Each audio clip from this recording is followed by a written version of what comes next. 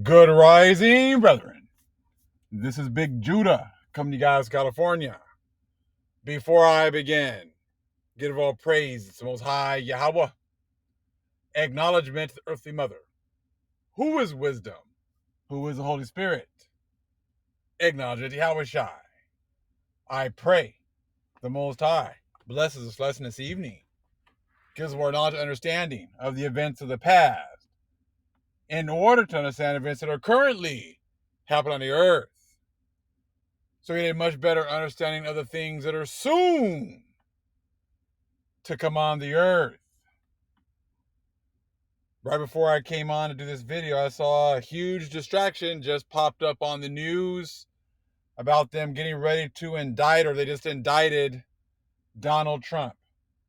And like I told you before, I said as we get more and more knowledge and understanding, the Gentiles are going to be forced to do bigger and bolder events in order to distract us from the truth.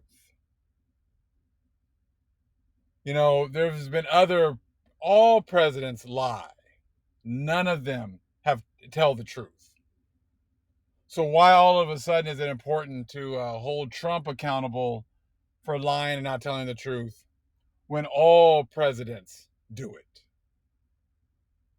Just shows you the times that we are in. You don't think these politicians lie, you know, every time they get in front of a microphone? They're always lying. But again, this is just another distraction. Every day they got to come up with stories and distractions to keep you away from delving deeper into their lies and their deception. Because as we keep pulling back the covers, and exposing the lies, you're going to see that, all the things that they've come up with have been nothing but lies, which then makes it so it's very difficult to pay them any mind when they're trying to explain the future, when they're trying to explain the present, when you've all been confederate to hide the past. Then you don't have any validity, is trying to tell us about what's going on right now. And for sure, we have no confidence in what you're telling us is going to happen in the future. We're going to get back real quick into the medieval empire of the Israelites. Okay? We're going to start here at the bottom. Okay? It is very important for us to understand this whole concept of the conqueror and the reformer. Okay? We're going to start right here where it says, one would like to emphasize that practically in all the chronicles, which are spread both geographically and on the scale of time, two great political figures are reflected. Let us call them conditionally conqueror and reformer, although these figures are merged in some variants. The personality of conqueror has been duplicated many times. Here is an incomplete list of his reflections. The ancient Egyptian Ramses II equals Alexander the Great. They copy a lot of these ancient historical figures, and they put them in their newer stories. When they take over a land, they also take over the history, and then they just infuse that information from the previous civilization into their own. So as you can see right there, the Egyptian Ramses the second is just pretty much they created an Alexander the Great and embellished his story with the things from Ramses II. Diocletian equals Justinian equals Charlemagne equals Joshua. Okay? Details of this unusual biography are repeated in a number of descriptions of other figures of the past in the ancient Egyptian writings. In Conqueror's biography, a pair of figures often exists, father and son. For example, a pair of Macedonians and a pair of Ramses. It is possible that there are really It is possible that there really were two of them. Okay, so we're not saying that this didn't happen, but you know, histories can be embellished. Events that didn't take place with one person, are given credit to both or to different people. This just shows you how they've established their histories. Okay, and if they've lied about their histories, how can you trust they're breaking down our scriptures, breaking down our writings, showing that they have some kind of understanding, which it shows you that they don't. Okay? Questions immediately arise. Why are they multiplied on the pages of the Chronicles? And why are they called different names? This is really important right here. We shall recall again that all names cited above are not in the least names, but nicknames. We now perceive. Let us assume the word Charlemagne as the name of a concrete ruler, but as a matter of fact, it means only great king. Okay? They were able to call any ruler a great king.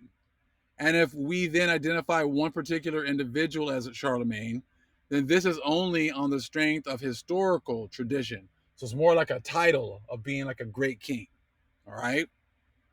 No one knows, okay, hold on. Yeah, no one knows how his parents really named him. And apparently, one will never know because it was not the custom in those times to give a man the same name from birth to death. So you see, these people can have many different names. So just because we assume a lot of the things that happen here in this society is how it's always been. You're born and your parents give you a name, and that's the name you have from birth until death, and that's how it's always been. But that's not necessarily the case. And it was crazy because if you've watched Black Panther 2, and I was watching a little bit of it last night. I'll watch movies, and what you'll start to see is how the Most High works. The Most High will start giving you understanding, and then you'll start to see it and hear it in movies because they're telling you, they're confirming certain things that you might not have been exposed to yet, but that the Most High is going to expose you to later on. Now, if you remember the part in Black Panther 2 where the queen takes her daughter out by the water, and they're talking about the son that had died and everything else, and um, they were out there in the water, and all of a sudden the elephant was out there, and he starts jumping up because he knows someone's there, and Namor shows up, and the queen is taken aback, like, how did you get in here? Because he pretty much got around all the defenses and just popped up in the middle of Wakanda. And she's like asking, well, what's your name? And what he says is very telling. He says, I'm known by many names. He says, my people call me Akul Kulkan, but my enemies call me Namor. I love that because it's like he has different names. I'm sure he also is probably considered the feathered serpent. He has many names. And I love that part where they call him Namor, because it's the priests who give him that name because he has no love. And like he says, he has no love for the surface world.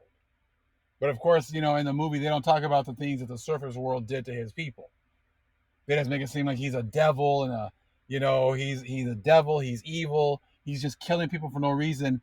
But like usual, they don't talk about what they were doing to his people, how they were enslaving them. When he showed up to bury his mom, he saw how the Spanish had enslaved his people and were brutalizing his people. So he was pretty much just defending his people, but he was portrayed as a monster, as a demon, as a devil by the Catholic Church and the Catholic priests. Nothing new. But they're going to have different names for him. He's not just going to get one name and that's it. He's going to have different names. And then when you look here, it's just confirmed right here. This is because it was not the custom in those times to give a man the same name from birth to death. So like I said, so it's just, you're starting to get more understanding as to they have different names. They call them different things. They sometimes they have a title that's not necessarily a name, but we've been taught a certain way, so we take titles and make it seem as if it's a name of a specific person. Okay, so it's just like this whole thing with Charlemagne and what it really means. It means great king. So there could have been many Charlemagnes. And something else, like another movie I like to watch was King Arthur. And at the beginning of the movie, it tells you that the people in this movie, were people who lived way before. So the events of that movie that they were showing you did not happen during Roman times. It was things that happened way before. But they just took those stories and they just switched it up and made it seem as if that was happening during Rome. And if you watch the movie of King Arthur, I think it talks about anyone who takes that position of Arthur, takes the name of Arturius. So again, they're taking like these titles and they're applying it to a person like that's their real name, but that's not their real name. Okay? So let's continue. In which connection these nicknames in and of themselves also sound differently in different languages. And here appears in one place, let us assume, King Chloris, and in another, the Pale. And not every reader by far understands that this is one and the same man, because Chloris is also the Pale in another language. So therefore, we also have designated the first emperors of the first empire in the world by the words conqueror and reformer. As regards the doubling of their figures is different in different chronicles. This happened as early as after the collapse of the empire. This is really important. Check this out. When the chroniclers and annalists of the newly formed states wrote a supposedly ancient and glorious genealogy of the new sovereigns. So you got the new sovereigns who come into power, and then they just take the information from the people that were already there, and just incorporate it into their own story in order to make it seem as if their line of, has been there for such a long time. It's an ancient line that's always been here, just like they've done today. So you got all these people that went over and took over all these lands. And all they did was take the ancient histories that were already there and incorporate it into these, for these new people who came into power, to make it seem as if they've always been there. That's exactly what they've done. So that you think that Russia's always been Russia. You think that Iran, it's there, has always been the people that are there right there are Iran, and Egyptians are also all the same people. Mexicans have always been in Mexico. Right? Guatemalans have always been in Guatemala. Incas, that's what I said. We don't know about anything because everything has just been so corrupted. Now check this part out. So again, when the chroniclers and annalists of the newly formed states wrote a supposedly ancient and glorious genealogy of the new sovereigns, the history of an empire which had gone out of existence served them as an abundant source of raw material, full of interesting events.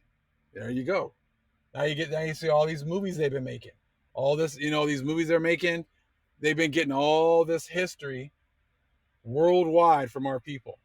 And then they use that raw material, they call it, in order for them to make movies, write books. All of a sudden, they got all this information about science and, the planets, the stars, how things work, just like Pliny did.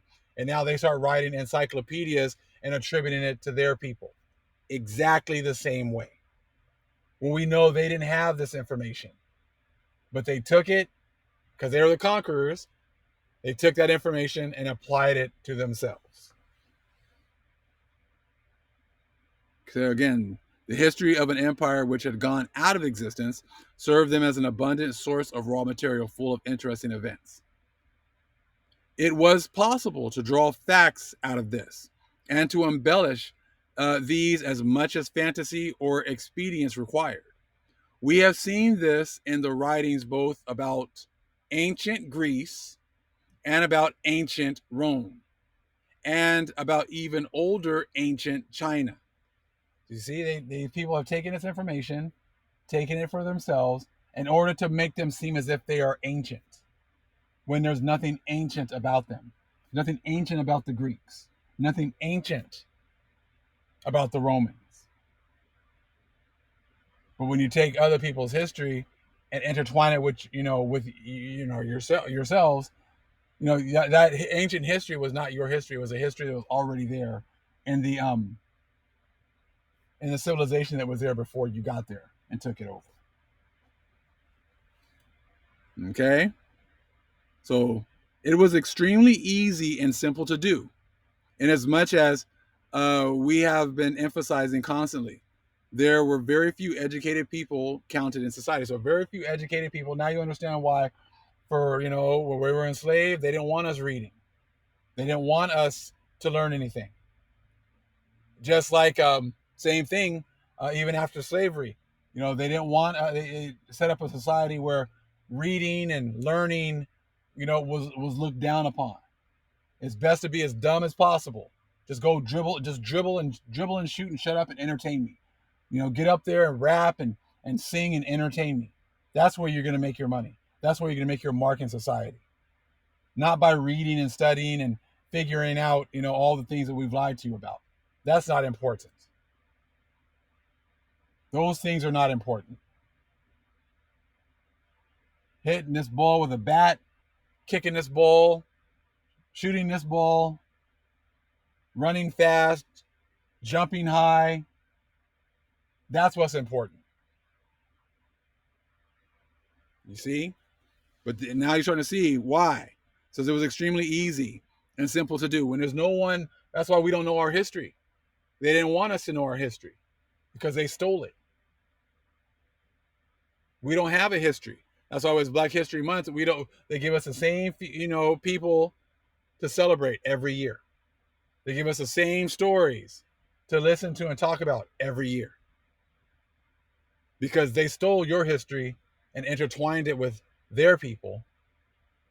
And that's exactly what they're showing you right here. And as the Most High has now given us back our knowledge and understanding, the other nations are trying their best to, sidetrack us by giving us all these distraction stories, all these distraction events, hoping that will keep us away from books like this, keep us away from information like this. Let's have a debate, and we can only debate on the information that the Gentiles have approved. That sounds like fun. I think you can miss me with that. We won't be doing that. Well, we'll have a debate, but it's going to be ran in this format. This is the only way that we set up formats for debates, and you need to agree to do the things that we tell you how to do it. You can only use these books. You can only use this information. It needs to be peer reviewed by our people, because those are the things that we accept. So if you want to debate, you got to make sure that you agree to these rules and regulations that we're setting up. You see what I'm saying? Like they always want to be in control because that's what they're used to. Because you start getting into other information, you're going to say, oh, this is just bogus. It's not bogus because it's very easy to see how, you can't prove a lot of things that you say. You can't prove that these histories are yours. This is information. Because a lot of these things just popped up in the Middle Ages. A lot of this information, and there's nothing that proves that it was that it was older than that. So let's continue. And one more reason for the doubling, conqueror and reformer, as to all people on earth possess both positive and negative qualities. Moreover, their actions, which were recognized as fine ones in one epoch, were considered reprehensible in another epoch. And here it suited the chroniclers to separate the bad, in their opinion, deeds from the good, And since in a number of the cases the bad deeds had to be put somewhere, the great figure, okay, as a rule gave rise to a malefactor, a double, whom the chroniclers sent into distant antiquity, often with the very same name. The good doubles had one common feature. They were imbued with, from infancy, with genuine Christianity and devoted their whole life to its triumph. And among them, without fail, were the ancestors of them who ruled the countries during the creation of the Chronicles. Okay, so they're making these doubles. They're saying that this person, existed at this time. They're busy. They've been busy. That's why at the end, Wisdom of Solomon chapter 5, these are the ones, these are the sons and daughters of the living power. These people are, they've messed history up so much. They've messed up timelines so much. They've hidden so much information that the whole world is going to be absolutely in shock. That's why I want to say in Matthew, when the Most High cracks the skies open, it says all of the tribes of the earth are mourning. Why are they all mourning? Because they realize that they've all been lied to. And this is just showing you how they've been lied to. Just these certain things. Talking about how Namor had more than one name. He was known by many names. You got to look at their attributes. You see, talk about the ancient Greeks. They weren't ancient.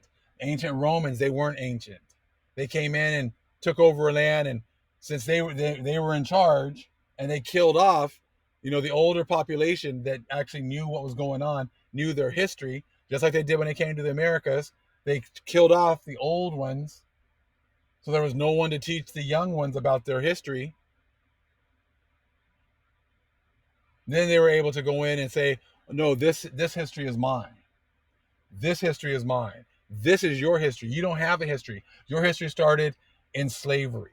You've always been a slave. You've been nothing but a slave. You didn't have any greatness in your history. Your people have not created anything. You have not built anything. You need us because you can't handle running a civilization without us. You need us. That's what we've been told this whole time. But Black Wall Street shows something different when given the opportunity to self-govern, and the other nations knew that. They understand, and they know that we will be blessed when we are with our power, and our power is leading us. But they want us to want them or need them so badly. And even in this awakening, we still got a lot of people who seem to think that we need these Gentiles to lead us. We need them, and we need their approval when we don't. That is true freedom, when you don't need your oppressors, and you don't need your oppressors' approval for anything. They're still, holding on to controlling, the society, but not for much longer. As you can see, things are devolving rapidly. You can see these stories are coming out about China and Brazil, selling goods and selling their goods and services back and forth without the dollar, using their own currency. I would say Iran has already been selling. I think in Saudi Arabia has been selling, or going to be selling, their oil in probably the yuan, probably a alternate money, not dollars. I'm sure China and Russia are already not using dollars, and they're already buying and selling with each other. So as you can see, the whole world is turning away and turning their back on America, turning their back on the dollar. And it's happening rapidly. But this was all prophesied. It's all prophesied that these things are going to happen. The people who were, America's friends and allies are going to turn their back on America. They know the truth. They know who we are. They know who the Americans have in their possession. And they know that once we've served our time and served our punishment, that our power is going to turn, well, we're going to turn back to our power, and he is going to be for his people once again.